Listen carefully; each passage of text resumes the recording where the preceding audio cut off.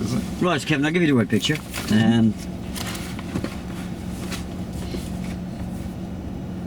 I want to street with the people at the partly train stage. Yeah, today I'd like you to teach me how to approach and deal with pedestrian crossings. And not forget that includes pedestrians as well, yeah? And have a look at my use of signals. Now, obviously, you know I've done some driving, so therefore you can assume that I have used signals. Okay. Yeah. So don't ask you too much about signals. I wouldn't say don't ask me too much about them. But there's going to be weaknesses somewhere in my signals. yeah, I thought there might be. What am I going to know about pedestrian crossings? Nothing, because you haven't done it before. I might know a little bit As a pedestrian. as a pedestrian, yeah. Yes, please bear that in mind. But yeah? as a driver, yeah, nothing much. What do you think might be really important with pedestrian crossings for me to be able to deal with them? Your speed of approach. How about identifying them? Oh, and identification, yeah. Yeah. That make sense? Does indeed. Yeah. Yep.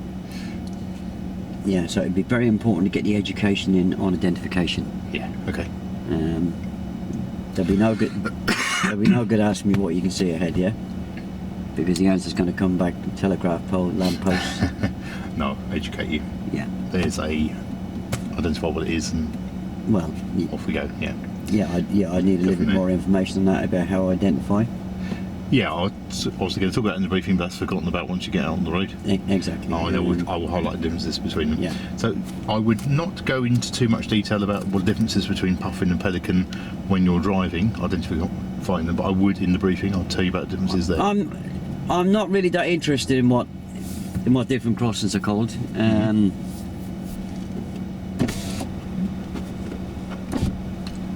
Yeah.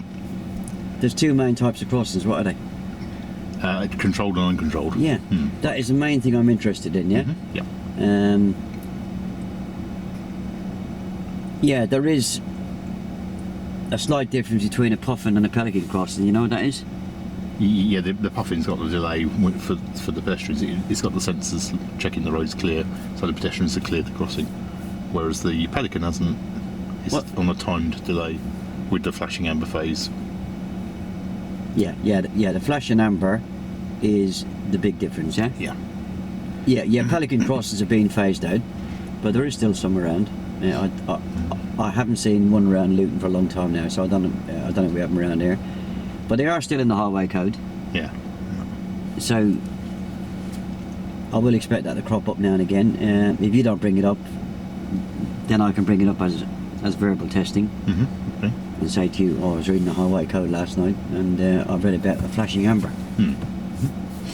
Okay. Yeah? There's one thing I'll probably ask you quite early on, so have you done your theory test yet? Well, we'll play that as we okay. as we go along. Because that will give me information as to what you might or might not know.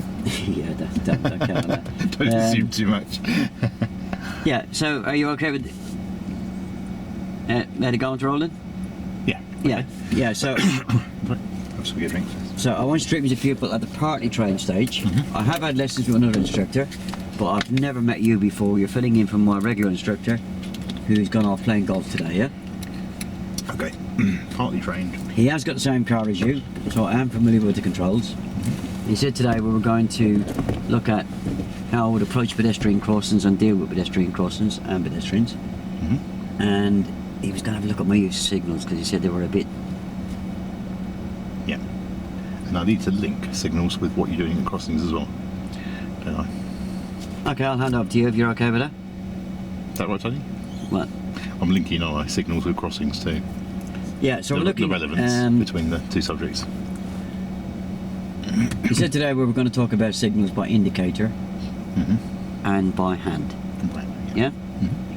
Okay. All right. Yep. So I hand over to you? Yeah, that's fine. Oh, I'll leave you to meet and greet them. Okay, hello Tony. You're Tony, aren't you? Yeah. Oh, never sure.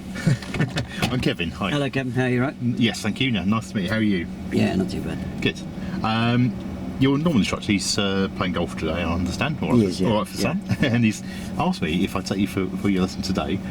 He told me a little about the driving you've done so far, and he said that today what he planned to do with you was look at pedestrian crossings and also the use of vehicle signals by electronic means of signalling, also by arm signals as well. What he said, yeah. So having a look at those, and also identifying different types of crossings, and they have to negotiate and deal with those too. Okay, so that's our objective. That's what we'll be doing today. Okay, so let's talk a little bit about the signals first of all. We'll talk about it here, and then we'll go off and find some crossings. So talk about signals first of all. What have you been used to using on the car? What signals? Indicators. Indicators, good. Good. And are there any other indicators on the car? Sorry? Is there anything else on the car that gives indication to people around us as to what we might be doing? Oh, I think he mentioned brake lights and brake lights, reversing lights and. What do they tell people? The brake lights, first of all. Not braking. That you're stopping, or potentially you're slowing down. Good. Yeah. And your reverse lights? I'm going backwards. You're going in the opposite direction. Yeah. Good. Okay. Can I just roll for a second? Right.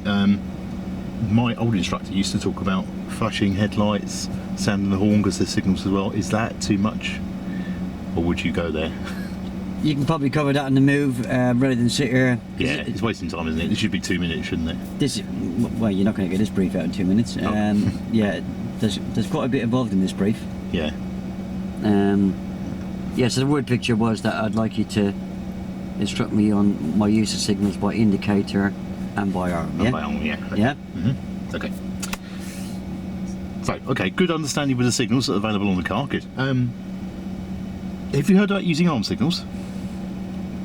Only the ones I've used on my bike. Yeah. Okay. Good. You've got some experience there of using arm signals. So, in a similar way that you did on your bike, we can use arm signals when we're in the car to perhaps reinforce the signal that the direction we're turning and the signal that we're making. So, so we were turning right, for example, when our indicator's broken. Yeah. Or the sun's very low in the sky, so it's dazzling maybe the driver behind. Yeah. You could reinforce that right turn signal by using an arm signal with it as well, in combination with it. So the process is the same as what you've learnt before for a junction, for example. So if you were coming up to a road where we were going to approach to turn right, you were using which driving routine?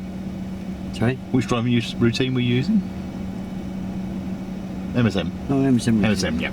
So you're using the same driving routine, but you're starting it a little bit earlier. Okay, because you need to get your arm out to give an arm signal.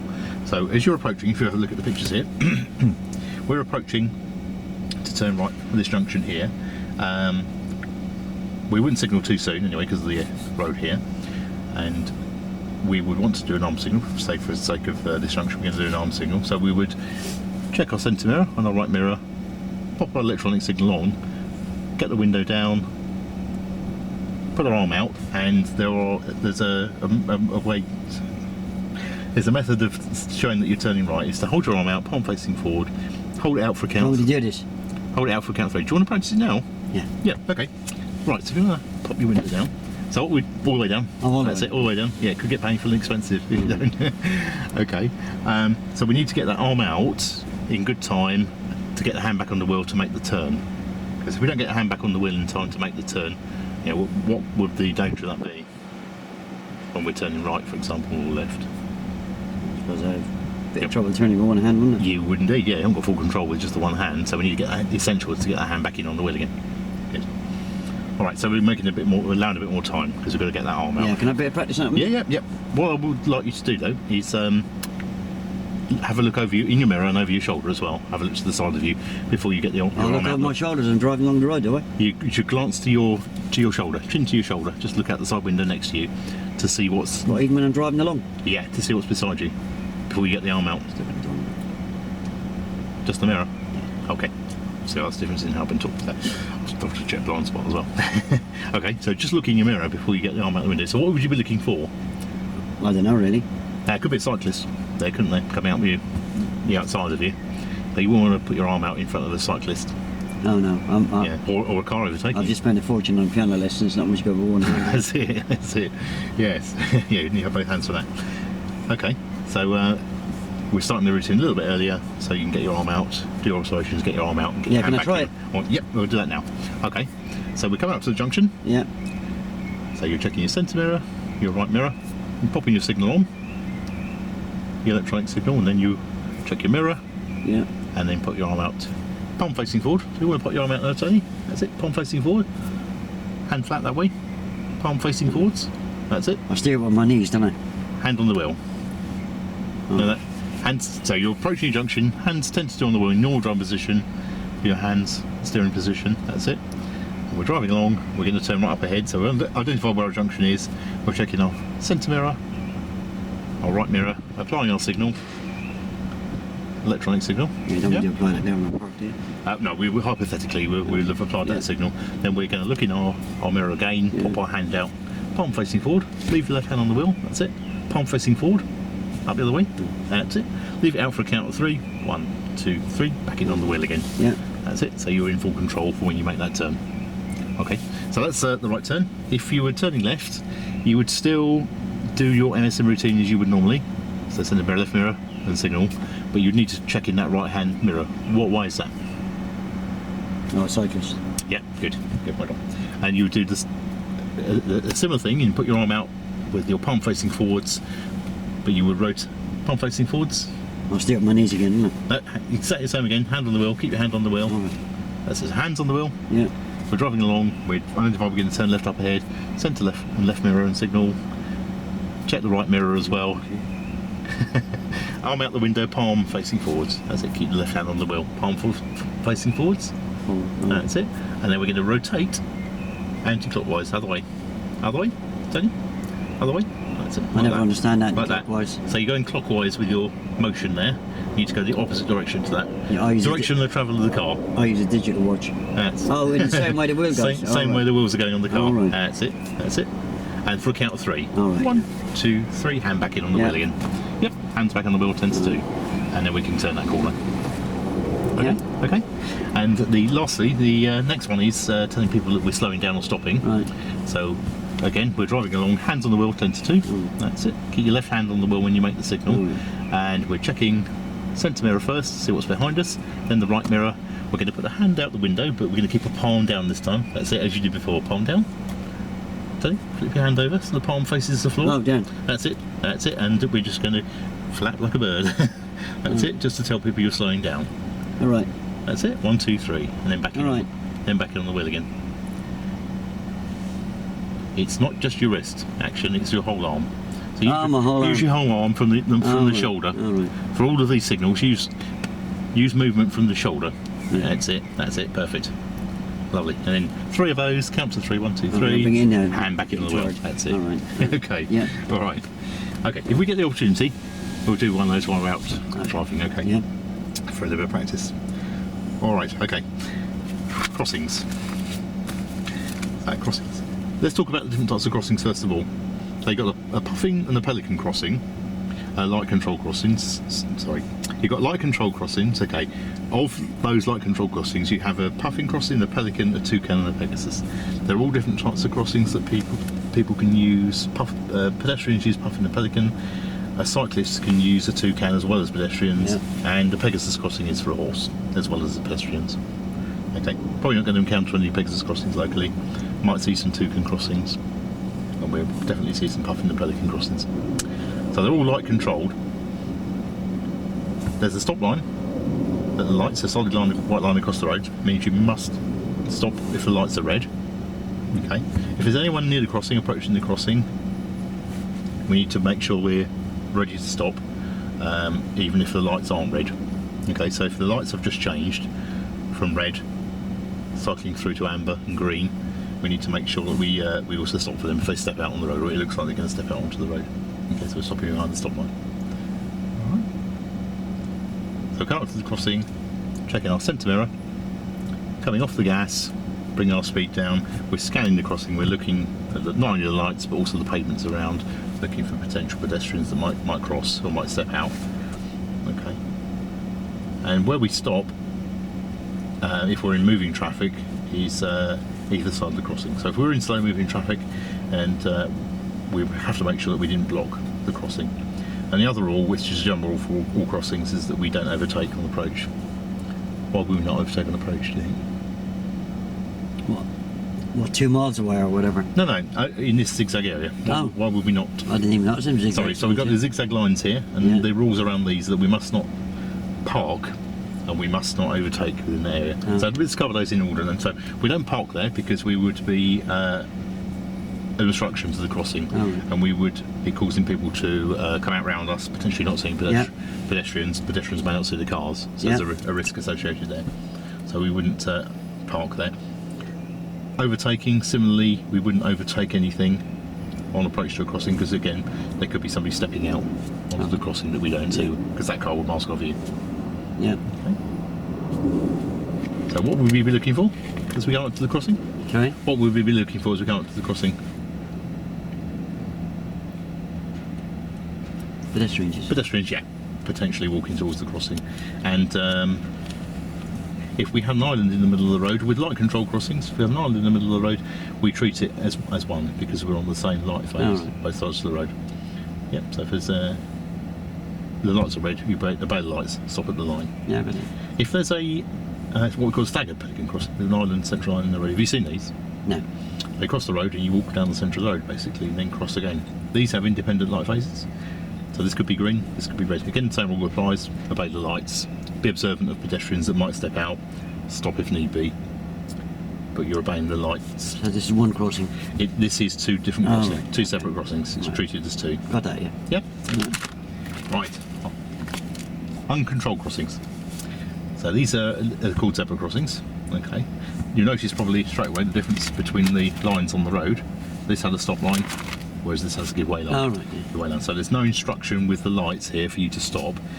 It's based upon your observation of people waiting to cross or potentially crossing. So if there's anyone walking up to the crossing, you stop and give way for them. So same process on approach to the crossing, checking your mirror, lifting off the gas, scanning for any pedestrians, being prepared to stop and give way if you need to. Okay. Same rules apply to keeping the crossing clear, so you mustn't park, and the same rule applies that you mustn't overtake it. That's what the zigzag lines are for on both the different types of crossings. And again, common sense, don't block the crossing if you need to. Common sense, if you're following in traffic, the same thing applies, you don't block the crossing. Where would you wait? I haven't got any common sense when it comes to driving. I find this driving very difficult. Okay, well we're obviously going to give you guidance to these when we negotiate them on the drive in a minute. We would stop behind the give way line. Okay, so if the traffic's moving slowly... What, because you say so? No, I'm going to come in on that. So if we're removing traffic and the car ahead of you, when it clears the crossing, we just make sure we have enough space to go over the crossing and stop on the other side before we cross over it. For the same reason with light control crossings, if you just stop across the crossing, you're blocking the crossing. There's one thing, so that's inconveniencing pedestrians. And also, if there's traffic flowing through the other way and somebody walks out behind you, you're hiding that pedestrian from the view of the other car, so it might step out behind you, which is very unsafe. So we don't block the crossings. Okay. Whereas with the light control crossing, it was treated as 1 crossing. We can treat a zebra crossing as 2 crossings if it has a central island. So if the pedestrian here, he's walked across in front of you already there, assuming you're the other car, he's walked across already, gone over the island, he's on the other side of the road, so you can then move off. If it's clear. Look around, make sure there's nobody else running for the crossing, then you can proceed. Okay. And all the time, we've been talking about crossings, but all the time we must be vigilant that pedestrians could potentially run out in front of us on the road. So pedestrians do have right of way. If they step off the curb, you must make sure you can make every effort to stop for them if they step off the curb. So we don't want to be overcautious if they're on the pavement, just standing there looking up and down the road. We want to read what they're doing and make sure they're not going to just step off the road. But if you're just standing there, you carry on, just slow down, check your mirror, slow down. Okay. Mustn't beckon pedestrians across the road, whether that be at crossings or out on the open road. Okay. What could be the danger in that, beckoning them across? You could be waving them into danger. You may not have seen something coming up behind you, overtaking you, for example. If you wave them out into the road, that makes sense. The car might overtake you and hit them. And you wouldn't want to feel responsible for that, would you? No. Okay, right. Any questions? No, thanks, Alan. Okay, right. When you're ready then, should we get the car set up? All right, yeah. And we'll move off when you're ready.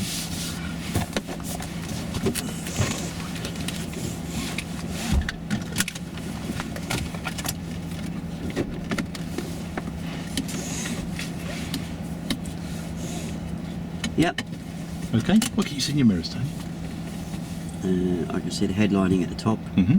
A bit of my head is straight and a bit of yours. I can square the whole back window. Good, okay. And how about the external mirrors? I see a bit of sky at the top, a rise in the middle. Mm-hmm. I can see about 2 finger widths of the car. Good. Lovely. And same yellow one? Same that one. Same one, good. Okay. All right, when you're ready then, we'll... End of the road, right. We move off, and at the end of the road, we'll turn right. So, when you're moving off, talk about signals, when would you signal? What have you learned Oh, I need to previously? signal either way. No, I'll just ask you a question. So, when you move off, when do you need to signal? If there's somebody that would benefit. Yeah, exactly, yeah. I'm not seeing Is anybody. anybody? No. No. Good. Just checking your understanding. Do we need to signal at junctions, though? If there's anybody around. If there's... No, that's always... turn We turn right here, and we always signal at junctions, so mirrors and put your signal on, that's it. I'll talk to you in a moment when we're in the new road. Oh, I suppose he would have benefited, would he? He would. Right. So when we're on the new road, I'll talk to you about the signalling. So we're signalling at junctions because we never know quite what's around the corner. When we're moving off in a straight line, the signal's optional then because we can see clearly up and down the road. But when we come out to a junction, we need to signal because we don't know who could be there out of sight. Who might be there suddenly and wonder what's going on. We don't want to confuse people by not signalling. And we're going to turn left. So we're going to turn left up ahead. Which signal will you use? Left. Signal. Good. That's it.